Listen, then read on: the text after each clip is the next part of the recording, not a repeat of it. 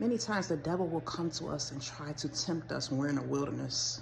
And the wilderness is a dry place where we have no help, where there's nothing there, there's nothing around us. It's a difficult time. You remember the children of Israel, when the Lord freed them from Egypt, they walked through the wilderness. It was a place where there was nothing. It was a place that they did not have the meat that they were used to eating. It was a place where they had to go through struggles and tribulation. And see, the wilderness is a place where the enemy comes to test you. As you remember, when Jesus Christ was in the wilderness, after he had fasted for 40 days, the enemy came to him and told him, if you're the Son of God, you could turn these stones into bread. He also told him to try to cast himself down from the mountain. And each time Jesus Christ told him, thou shalt not tempt the Lord. And he always came back with a rebuttal. He did not give in to that temptation. Then the enemy, when he showed him, he took him up to a high place when he was in that wilderness. He showed him all the kingdoms of the world, said, if you worship me, I'll give you all these things. But Jesus told him, he says, Satan, get behind me. He rebuked him. He says, thou shalt worship the Lord thy God only. He told him each time, he always had a comeback and a saying. He says, thou shalt not live by bread alone, but by every word of the living word of God. And so this is how we have to be. The enemy wants to come to us when we're at our most dire place. It's a place where everything around us is just blocked off. It seems like we're cut off. Where the promises, where we're in that middle time, the wilderness, where the promises are already there.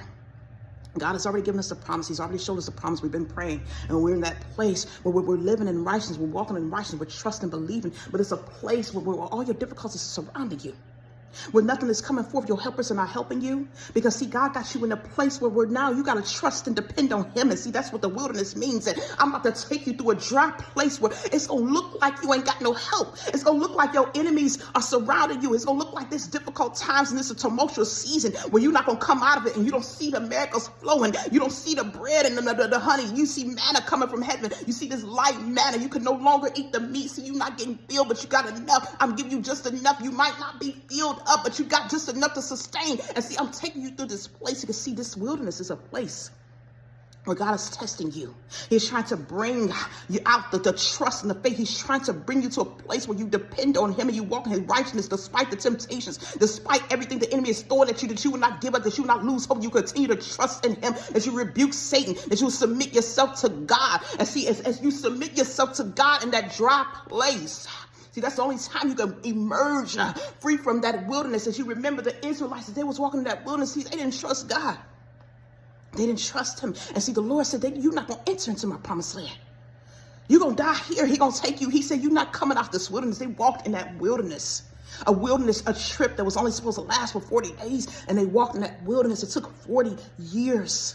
40 years, because see, throughout that wilderness season, they did not trust in God. They doubted God. They did not have faith. See, this is the wilderness, the place where the enemy wants to tempt you, to keep you from your blessings, to keep you from going forward, to keep you from your breakthroughs and the promises, everything that God has sent to you. But see, when you trust in God and you decide that, hey, I'm not going to allow this wilderness to get the best of me. I'm not going to allow this wilderness to cause me to lose hope, but I'm going to continue to trust in God. I'm going to keep my sights on him despite who is helping me or who not. See, the wilderness is a place where you know you desolate. You know right now you cut off, but you know that you're not alone. See, as it says in the word, we are cast down but not forsaken. See, that wilderness point make you feel like you're cast down, but you ain't forsaken. You know that God is there. He is for you. He is battling. You might not see it right now, but you know that the promise is just ahead if you keep hoping and trusting God. But I'm telling you right now, the wilderness is your testing point.